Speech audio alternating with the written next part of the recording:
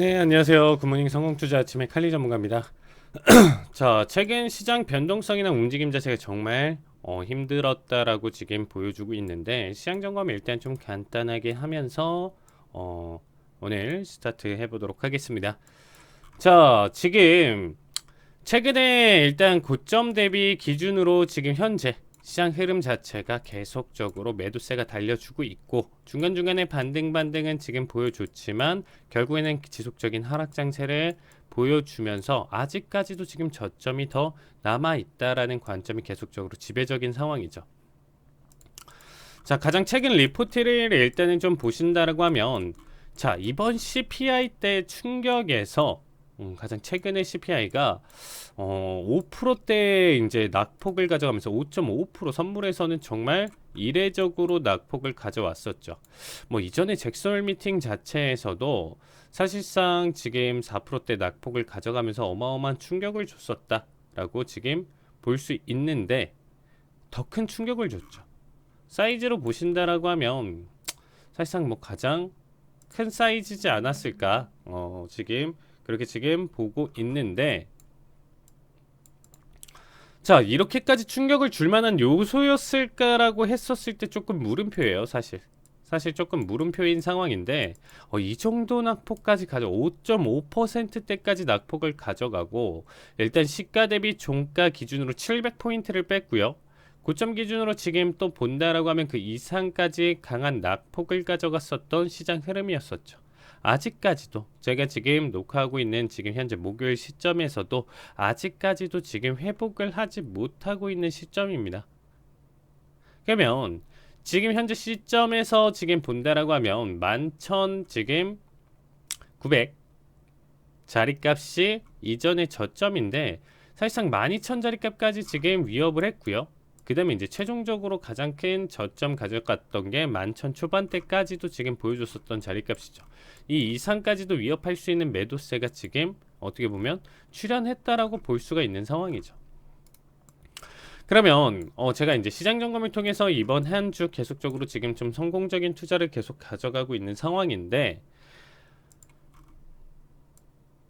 자, 어쨌든 이 바닥에서부터 들어 올렸었던 것 자체의 이유는 뭔가요? 여기서부터 이제 상승 자리에 대한 이유를 지금 제가 먼저 물어본다라고 하면 사실상 뚜렷한 이유는 없었다. 일단은 뭐 CPI랑 이런 부분들이 충격은 줬었지만 바닥 대비 이제 반발 매수세가 굉장히 세게 올라오는 시장 흐름이었었고요.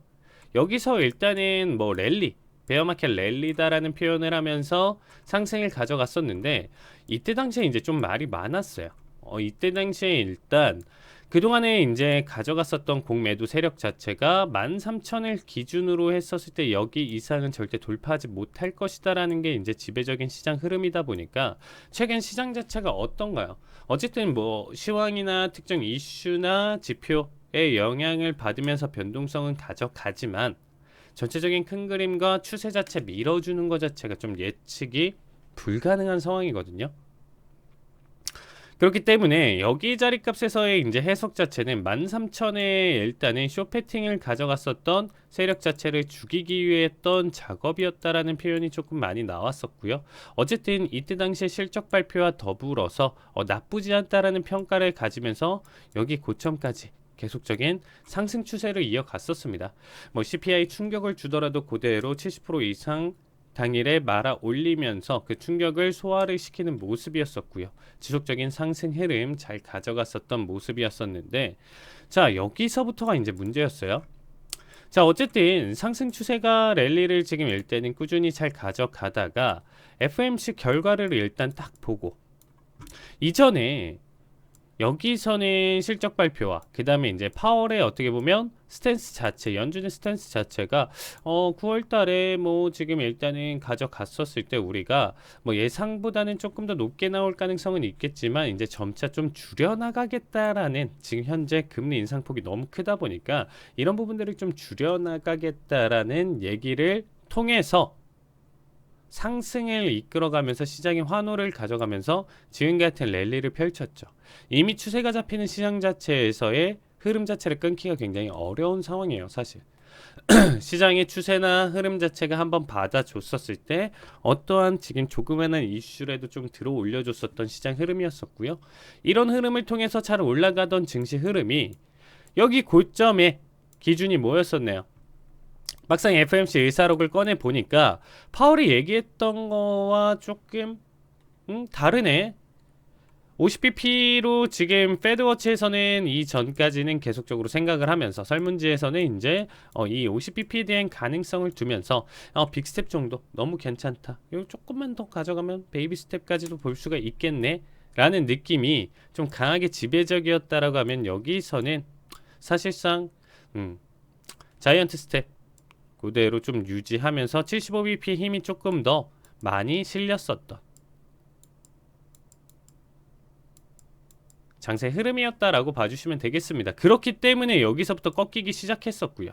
낙폭을 가져가는데 이 낙폭이 좀 과대였다라는 얘기를 좀 가져가면서 어느 정도의 반등 흐름이 나왔었는데 그 다음에 이제 주목했었던 게 잭슨홀 미팅이었었죠.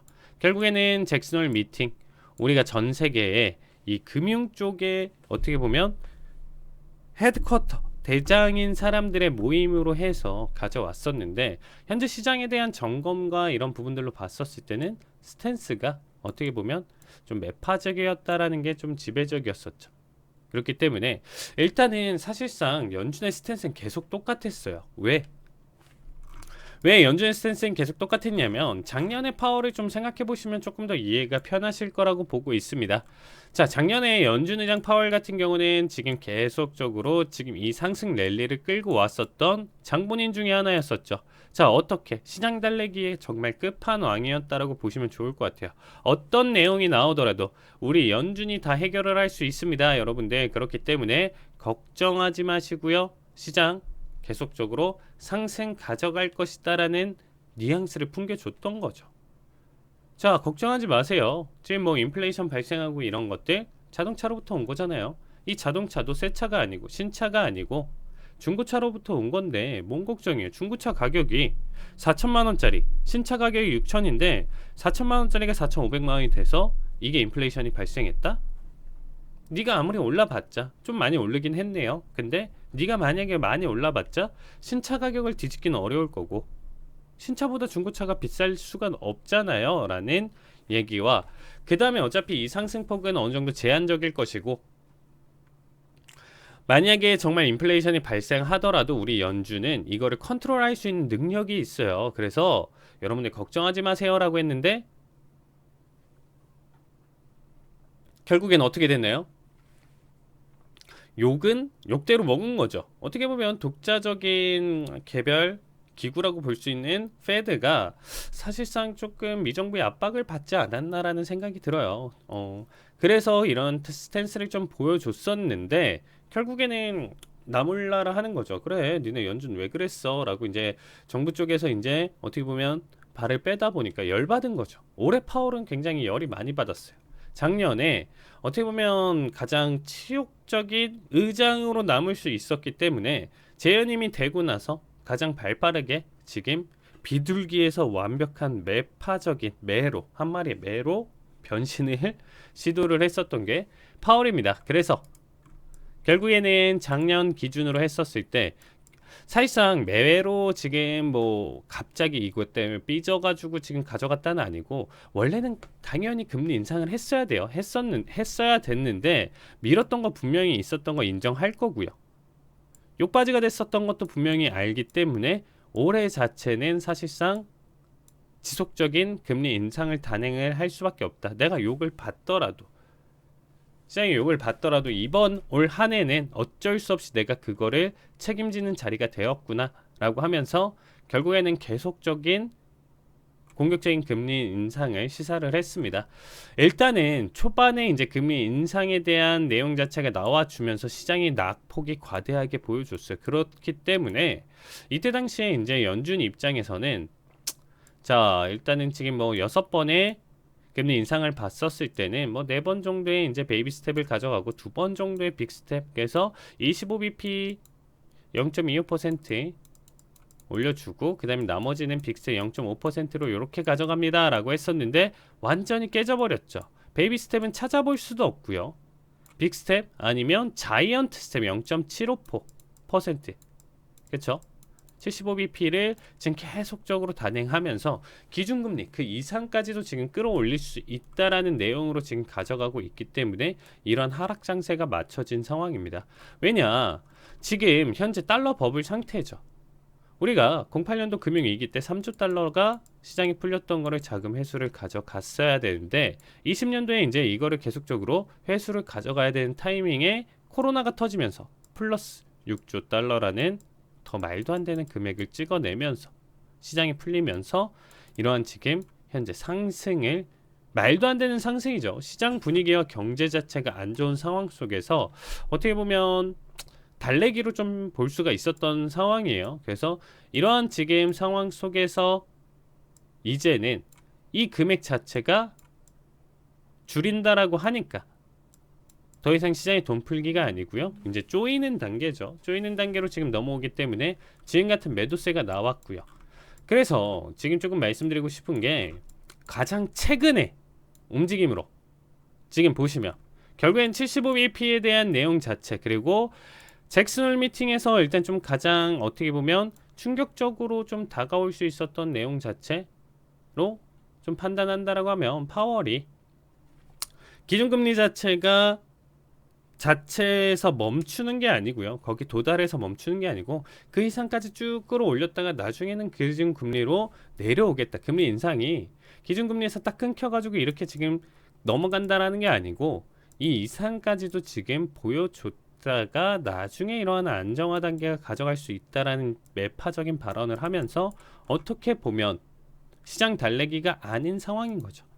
근데 스탠스는 똑같아요. 계속적으로 우리는 여기서부터 이전부터 이제 연준이 확실하게 본인들만의 색깔을 지금 입히면서 올 한 해를 보내고 있죠. 어떠한 상황이 오더라도 어떠한 역경이 오더라도 우리는 공격적인 금리 인상을 해서 인플레와 맞서 싸우겠다. 내가 인플레 파이터가 될 것이다 라는 얘기를 하고 있는 상황이에요.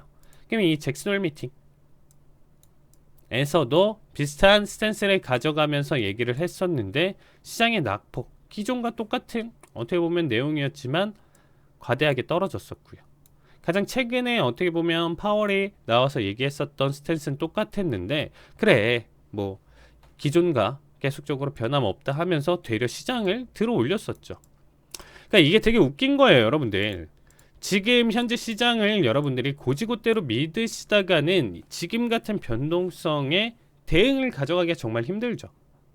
왜 올라가고 왜 떨어지고 이런 이유들이 조금 아셔야 되는데 지금 현재 여기 구간대에서는 우리가 시황적인 측면으로 절대 대응을 할 수 없는 구역이었습니다. 단순히 우리가 생각할 수 있는 기업의 영업이익이라든지 어닝 서프라이즈라든지 이런 부분들을 기대를 하고 현재 실적이 좋고 그 다음에 앞으로의 지금 전망이 좋아서 올라간 거냐, 떨어지는 낙폭 자체도 이유가 그렇게 크게 잡혀서 떨어진 거냐, 이런 게 아니에요. 지금 굉장히 큰 변동성에 놓여져 있고 여기 상황에서는 지금 시황과 딱 맞춰서 현재 자리값들을 확인을 해본다라고 했었을 때는 절대 맞지 않는 상황입니다. 그렇기 때문에 이번 CPI 내용 자체에서도 사실상 과대 낙폭이다라는 게 지배적인 거죠. 자, 점검을 해보시면 자, 이전 CPI와 충격을 줬었던 내용들, 뭐 400포인트 낙폭을 가져가고 매도세를 좀 가져갔었던 시장 흐름으로 일단 좀 생각을 해보시면 이 전까지는 어땠냐면요, 이제는 계속 금리 인상을 가져갔었기 때문에 이제 더 이상 인플레이션 고점일 것이다 라고 예상을 했지만 그걸 깨고 신고점을 계속 경신을 하면서 물가지수가 계속적으로 사상 최대치를 찍으면서 넘어갔을 때는 충격이었던 거죠.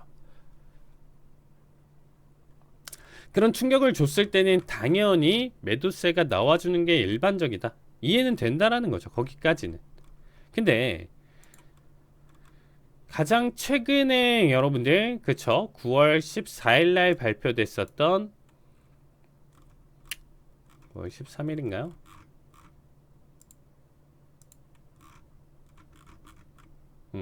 9월 13일 날 발표됐었던 소비자 물가지수가 어땠나요?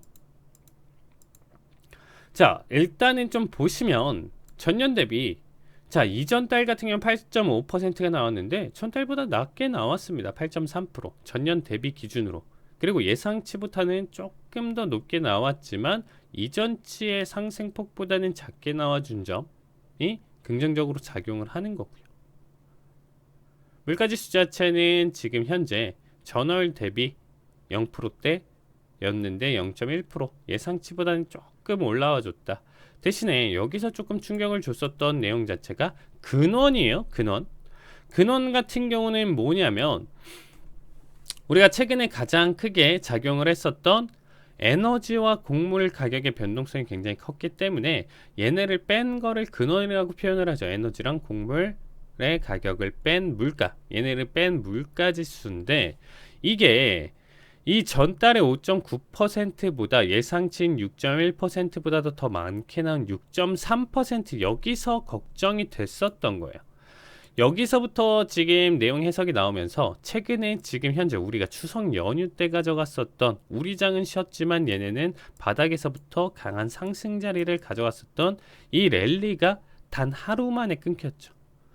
거의 지금 현재 4거래일 가까이 뭐 바닥 대비는 거의 5거래일인데 4거래일이라고 표현하면 이 4거래일을 어떻게 보면 한 번에 잡아먹는 하루 만에 떨어뜨려 버렸었죠. 이 상승 자리를. 그러면 여기에서 지금 분석가들이나 지금 봤었을 때 긍정적인 리포트를 가져갔었던 분석가들의 대부분이 일단은 지금 현재 깔고 들어가는 거예요. 뭘 깔고 들어갔나 라고 보셨을 때 일단은 여러분들 일단은 CPI 물가 자체가 이제는 잡혔을 거예요. 왜?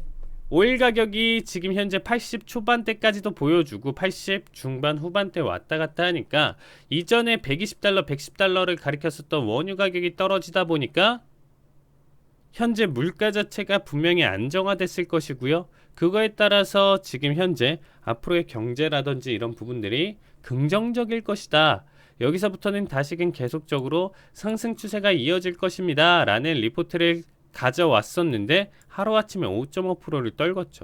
사실상 퍼센트로 보고 지금 근원 하나만 지금 보고 봤었을 때 낙폭은 너무 컸었던 건 사실이에요. 그래도 일단은 근원 자체 기준으로 본다라고 하면 아직까지도 물가가 정점이 아니다라는 공포가 충분히 잡아줄 수 있었기 때문에 이러한 낙폭이 가져갔었던 거고, 이러한 낙폭으로 지금 예상을 해봤을 때 저 역시도 사실상 이만큼까지 이번에는 떨어질 것이다 라는 생각을 못했어요.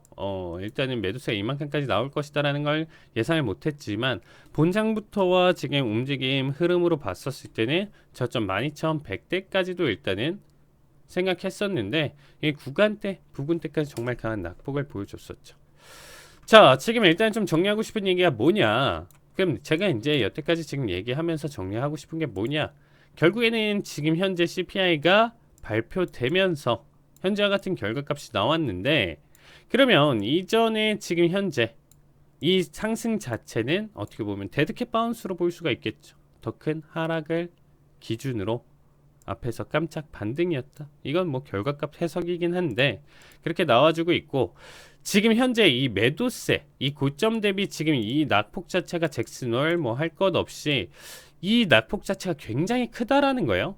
생각보다 우리가 그동안 매도세 당연히 상승이 천천히 올라왔었을 때 낙폭이 조금 더 빠르다라는 점은 다들 인정은 하겠지만 이거는 매도세 힘 자체가 그래도 너무 세다라는 의견이 좀 지배적이죠. 그럼 이러한 지금 강력한 매도세에 대한 원인에 대해서 2부에서 마저 설명드리도록 하겠습니다.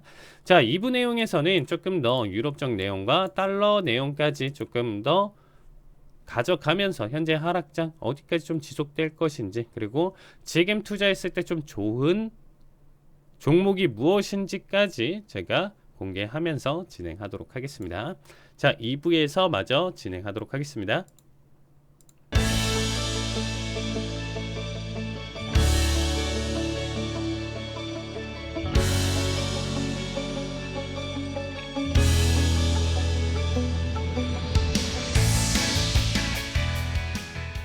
네, 굿모닝 성공투자체임 2부 마저 진행하도록 하겠습니다.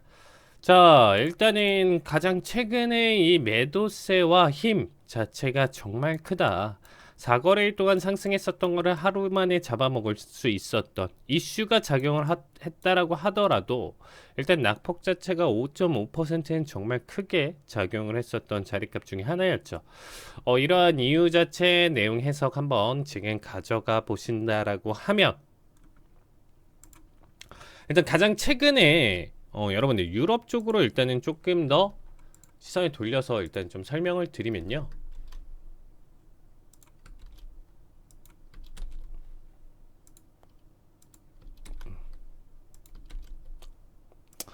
자, 요 네 나라가 있습니다. 이 네 나라가 있는데 일단 자칭 여러분들이 알고 계시는 자, 포르투갈. 얘네 네 나라를 지금 지칭해서 PIGS, 피그스라는 표현을 쓰는데 일단 재정적인 상태가 굉장히 안 좋은 나라 대표적으로 지금 포르투갈 그리고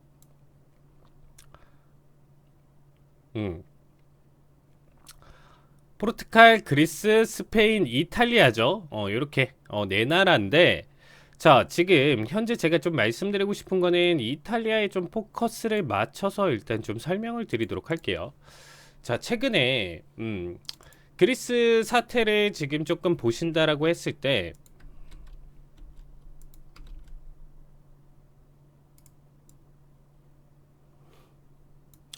자, 여러분들도 아실 거예요. 이제 08년 9월 세계 금융위기와 그리스 경기 침체 그리고 그리스 정부 채무급증으로 인해서 그리스 1차 구제 금융 그리고 그리스 정부의 유로존 탈퇴 및 디폴트에 대한 내용 자체를 이전에 우리가 지금 가지고 있었던 게 아니고 이전에 가지고 있었던 내용 중에 하나죠. 그러면 요거에 대해서 일단 좀 설명을 드리면 지금 현재 그리스가 있습니다. 그리스. 그냥 이탈리아가 있고요. 이탈리아. 그리고 영국과 이제 독일이 있습니다.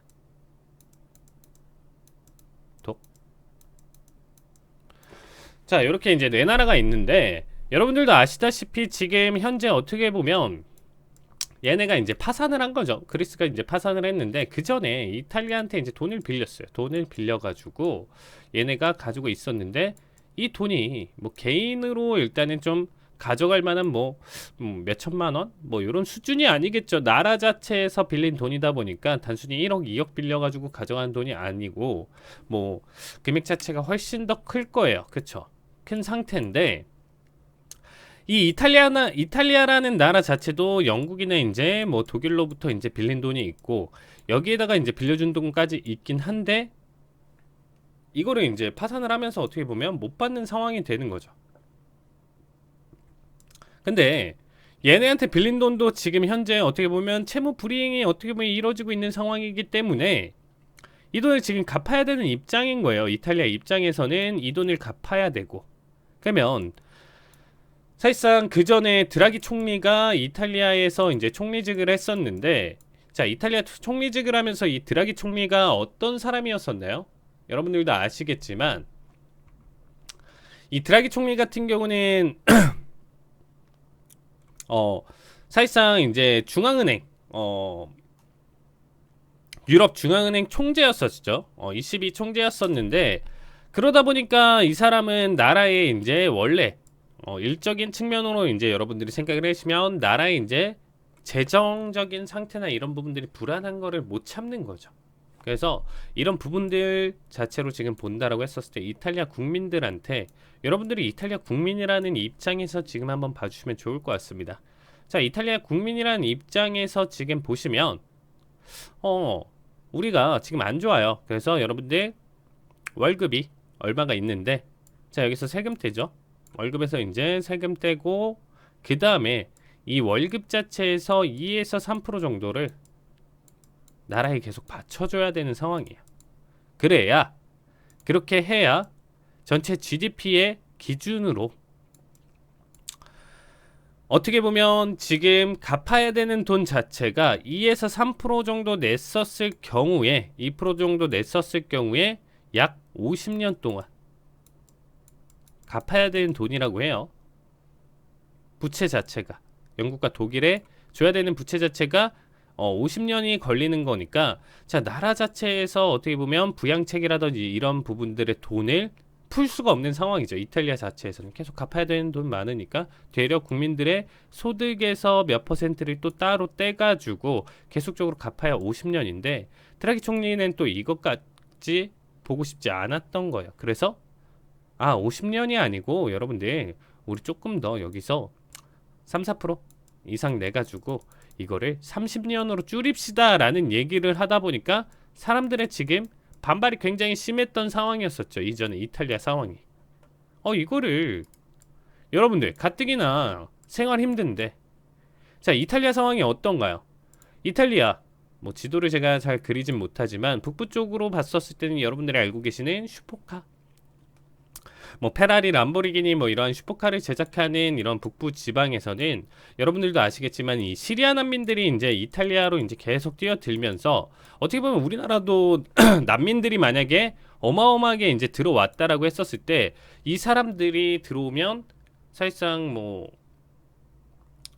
방범 쪽이라든지 이런 쪽이 좀 허술해질 수밖에 없고 도둑이나 이런 부분들이 좀 많아질 거고 굉장히 싼 임금으로 인해서 우리도 외국인 노동자를 많이 쓰잖아요. 어떻게 보면 3D 업종이라든지 지금 현재 농경 지역이라든지 이런 부분들에서는 외국인 노동자를 좀 많이 쓰고 있는 상황인데 왜냐? 값싼 노동력으로 그쵸? 부릴 수 있다 보니까 그래서 이 북부 지역 쪽이 이제 시리아 난민으로 좀 장악이 됐다라고 해요. 어떻게 보면 이런 힘든 일 같은 경우가 이런 난민들로 가득 차 있고 이탈리아 입장에서 국민 입장에서는 이런 난민들 때문에 일단은 지금 현재 일자리를 좀 많이 뺏긴 상황이고 어쩔 수 없이 빼앗겨진 상태에서 내 월급의 2에서 3%더 많게는 3에서 4%까지 내야 되는 지경까지 왔고요. 여러분들도 아시겠지만 현재 이탈리아 상황이 좋진 않죠. GDP 상황이 계속적으로 꺾이고 있는 상황이고 이 GDP가 지금 꺾이고 있는 상황 속에서 요거는 한번 지금 보시면 자 20년도 기준으로 지금 보시면 뭐 독일이나 뭐 프랑스나 이런 국가들에 비해서 지금 현재 얘네는 계속적으로 우상향을 그리고는 있지만 08년도 이후서부터 이탈리아는 계속적으로 지금 GDP가 지금 꺾이고 있는 상황이에요. 거기 더불어서 지금 현재 코로나가 터짐으로써 주수입원인 관광 자체가 지금 어떻게 보면 많이 크게 막혀지면서 이탈리아 재정 자체가 굉장히 안 좋은 상황이죠. 그래서 이제 드라기 총리가 사퇴를 하면서 지금 현재 차기 총리로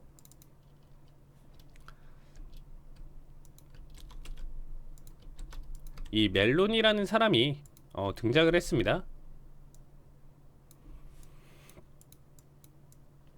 이 멜로니라는 사람은 어떤가요? 여러분들도 아시겠지만 완전히 극우의 끝판왕인 거죠.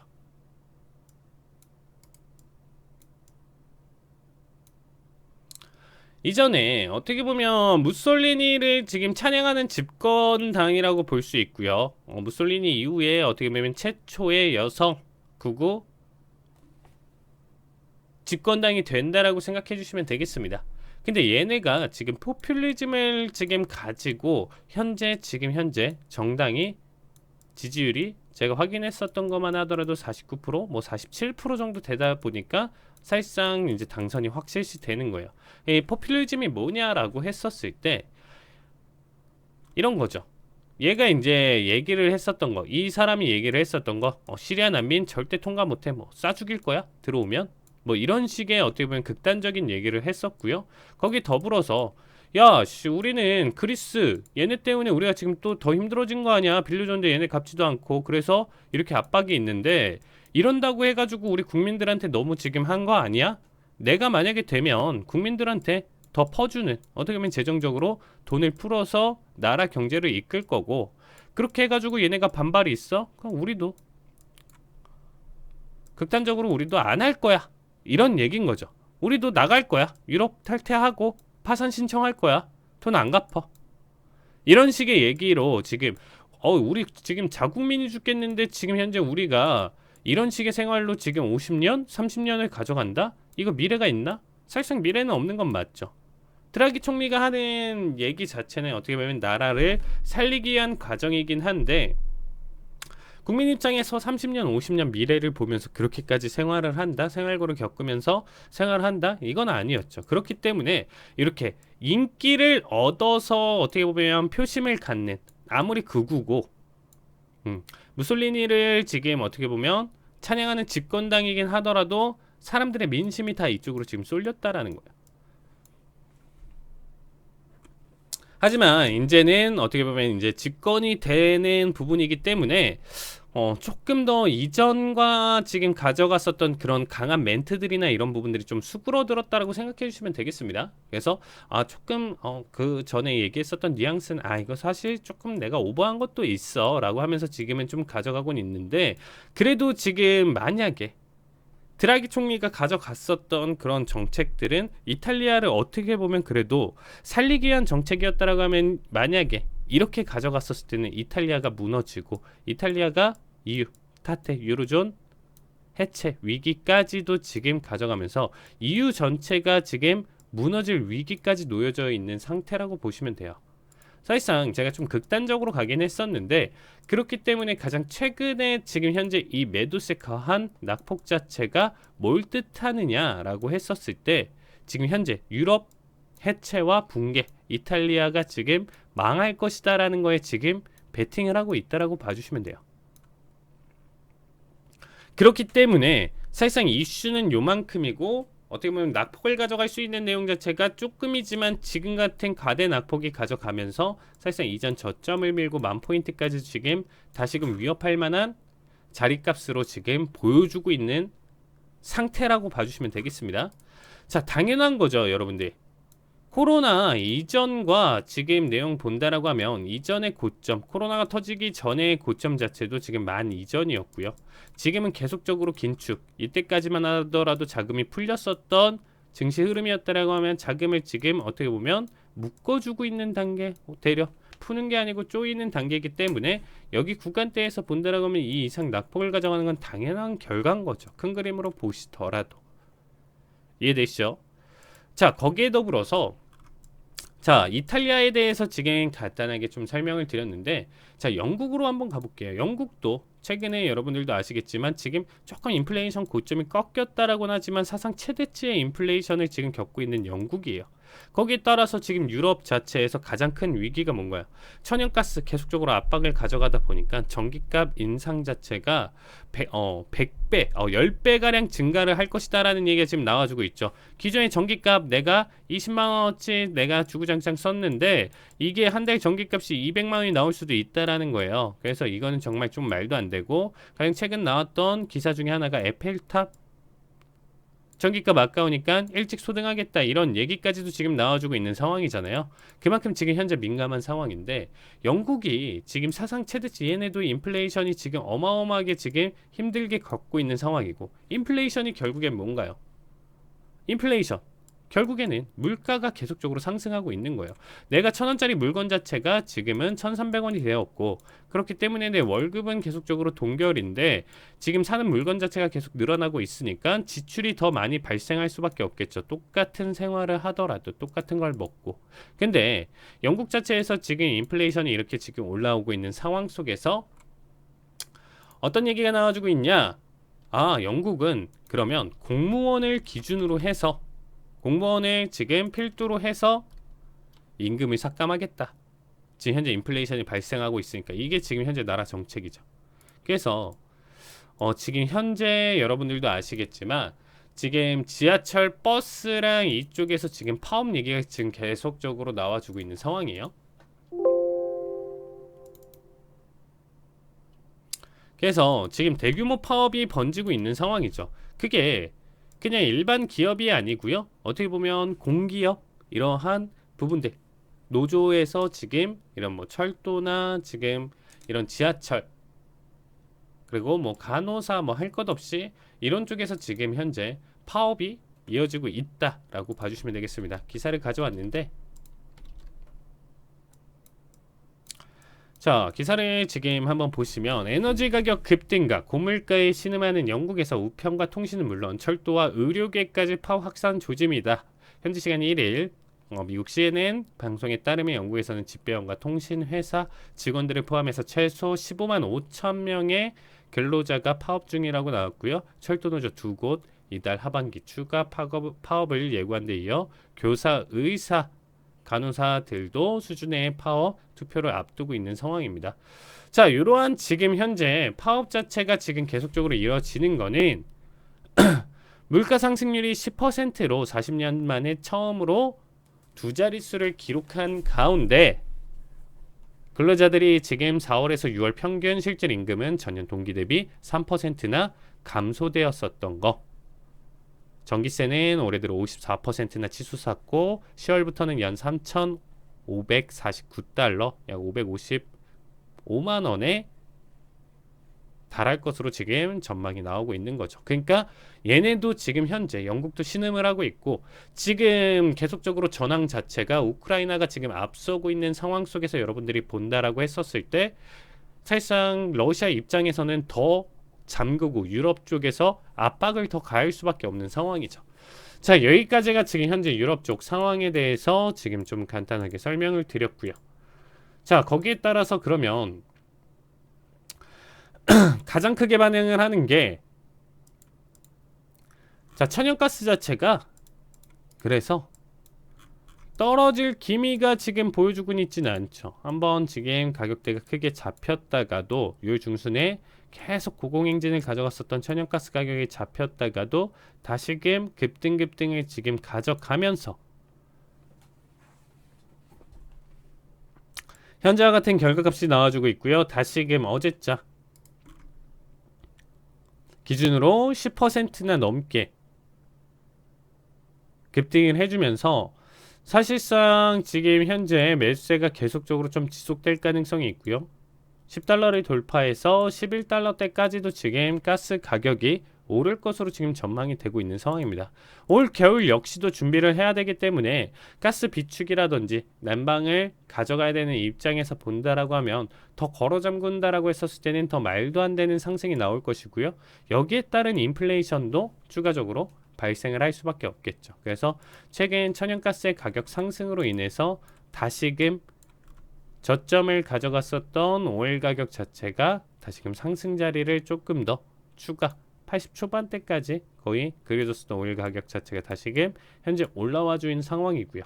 자, 그 다음에 또 점검해 볼 만한 게 달러 인덱스가 최근에 뭐 사상 최고치였습니다. 제가 이번 연휴 때 베트남에 놀러 갔었는데 달러 바꾸기가 무섭더라고요. 그리고 이제 신용카드로 결제를 했었을 때 달러 자체에 뭐 이제 찍히는 거 바꿔서 보니까 1,400원이 넘더라고요. 계산하는 게. 이미 지금 뭐 환율 자체도 1,397.5까지 지금 올라온 상황인데 저희가 실질적으로 계산하고 넘어간 1,400원이 넘는 상황이에요. 그래서 지금 현재 이 달러 인덱스까지도 지금 조금 뒤죽박죽이지만 집중해서 들어보시면 자, 달러 인덱스까지도 어떻게 보면 이 달러 인덱스라는 거는 주요 6개국 통화 중에서의 달러의 가치를 뜻하는 거잖아요. 달러가 지금 사상 최저치를 찍고 있다는 거는 미국 경제가 좋고 지금 현재 힘이 단단하다, 경제가 받쳐져 있고 미국이 굉장히 힘이 세다라는 거를 반증하는 게 아니고 그 외에 6개국 통화국에서 달러만 그나마 버티고 있는 거고 나머지들이 지금 다 죽고 있는 상황이라는 거예요. 그래서 지금 현재 이탈리아나 지금 나머지 유럽 쪽 상황에 대해서 지금 안 좋다라는 거, 그거에 따라서 지금 현재 달러가 계속적으로 강세가 유지되고 있는 이유 자체가 여기서 조금 더 강하게 나와주고 있다. 그래서 주요 국국 대비 달러의 지금 현재 상황이 이렇게 해석을 하면 좋을 것 같고요. 이렇게 지금 가져가고 있는 상황에서 유럽 쪽에 지금 망한다의 베팅 때문에 지금 계속적인 지속적인 더 강한 하락세가 이어지고 있다. 그러면 지금 현재 제가 아까도 종목 하나 설명드린다라고 했었는데 자, 이전 이 방송에서도 가장 제가 최근에 설명드리면서도 자립감 뭐 해석 가져갔었던 종목 중에 하나죠. 자, 부동산 하락에 어떻게 보면 부동산 지수의 낙폭의 이제 3배 인버스라고 봐주시면 돼요. 3배 인버스를 지금 가져가는 종목인데 티커는 DRV입니다. 티커는 DRV인데 최근에 지금 현재 어떻게 보면 지수 일반적으로 일단 뭐 나스닥 지수나 지금 3대 지수가 낙폭을 가져갔었을 때 부동산 자체 섹터가 낙폭을 가져갔었을 때 얘네는 되려 상승을 가져가는 종목이라고 봐주시면 돼요. 그래서 요거는 뭐 SQQQ나 뭐 그런 종목들이랑은 조금 상반된 의미가 있는 게 어제자 같은 경우가 이제 조금 더 반등을 하는 내용 중에 하나예요. 그 전에 CPI 발표하면서 넘어갔었을 때 이 종목 같은 경우는 11%나 상승을 보여줬습니다. 11% 상승. 3배 인버스다 보니까 나스닥 5% 빠졌을 때 얘는 되려 11% 상승을 보여줬어요. 그럼 뭐 SQQQ는 당연히 5% 빠졌으니까 15% 올랐었을 텐데 얘는 11%밖에 안 오른 점. 완벽하게 전체 지수랑 똑같이 가는 게 아니고 부동산 자체만 가져가다 보니까 그래도 전체적인 큰 그림은 지수에 역행을 하되 어제 같은 경우는 사실상 보합권으로 막판에 들어 올리면서 상승을 가져갔음에도 불구하고 어제자 기준으로는 되려 3.7%나 상승을 보여줬었어요. 그래서 제가 이 종목 같은 경우는 이전에도 제가 여기 구간대에서 한번 설명을 드렸었거든요. 40 초반 구간대에서도 이미 설명을 드렸었고 이때 당시에 이제 한 번 더 가져가고 봤었을 때 40 초반대만 잡더라도 여러분들 굉장히 매력적이라는 얘기 드렸었고 지금 이미 40 후반대까지 넘어왔죠. 이거는 제가 2주인가 3주 전에 한번 설명드렸었던 종목 중에 하나였습니다. 책임 뭐 잭슨홀 미팅과 전체적으로 지금 시장 낙폭에 대한 시나리오 이런 부분들 지금 똑같이 해석을 드리면서 경기 침체에 대한 우려 그리고 지금 현재 모기지 금리 이런 부분들 때문에 주택 금리 자체가 지금 계속 올라가고 있는 상황 속에서 본다라고 하면 주택시장이 지금 조금 무너질 수밖에 없다. 주택시장이 무너지는 거에 지금 좀 베팅을 하는 종목이라고 봐주시면 될 것 같고요. 자, 최근 움직임에서 큰 그림으로 일단은 기술적 분석으로 좀 해석을 마무리 가져간다라고 했었을 때 0.382와 0.542까지 지금 반등 가져가고 충분한 의미 있는 눌림에서 정고점을 돌파하는 시점이에요. 그럼 지금 역시도 추가적으로 지금 잡을 만한 좋은 타이밍이다라는 거예요. 지수가 낙폭이 좀 별거 없고 횡보자리를 가져가더라도 부동산 섹터 자체가 지금 현재 굉장히 좀 안 좋은 상황에 치닫고 있는 상황이거든요. 그래서 얘네는 이전에도 보시면 아시겠지만 단기적으로 하루 만에 지금 뭐 14%뭐 거의 뭐 15% 이상까지도 보여주고 있기 때문에 2, 3거래일 만에 지금 현재 어떻게 보면 40 초반에서부터 지금 60달러대까지도 지금 들어 올리는 모습을 가져가는 종목 중에 하나거든요.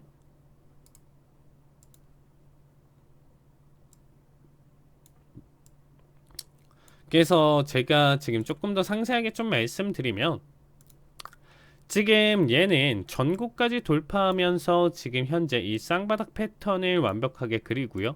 중심값 자체 지금 기울기와 현재 시황적인 측면으로 본다라고 하면 금요일날 네바녀의 날 웬만해서는 지금 하락으로 마감 볼 가능성이 굉장히 크고요.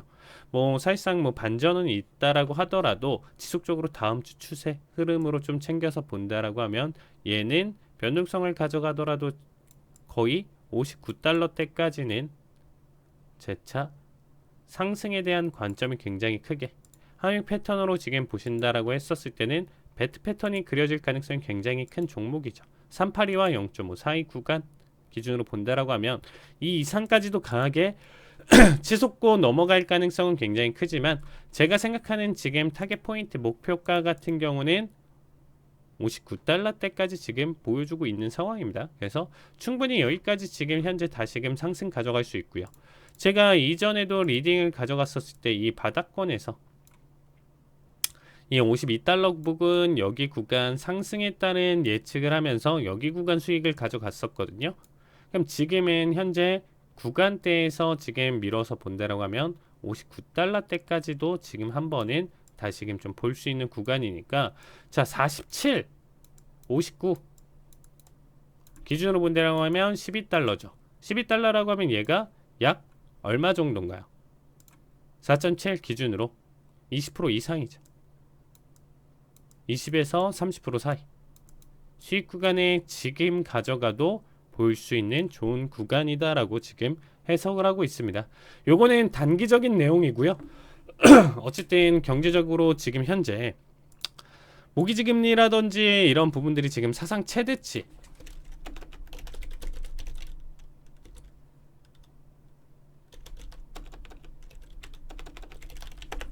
니들 지금 체크를 해보신다라고 하면, 자, 주택담보대출 금리 자체가 지금 현재 6%대 돌파를 하면서 08년도 지금 현재 금융위기 때 이후 처음으로 지금 갖고 있는 거죠. 그만큼 일단은 지금 이 부동산 자체의 위기가 지금 계속적으로 관측되면서 이런 낙폭을 계속 가져가고 있으니까, 자, 요 부분들 DRV 꼭 기억해 주시고요. 다음 주에 한 번 더 점검 가져가도록 하겠습니다. 네, 오늘 방송 여기까지 하고요. 다음 주에 뵐게요. 감사합니다.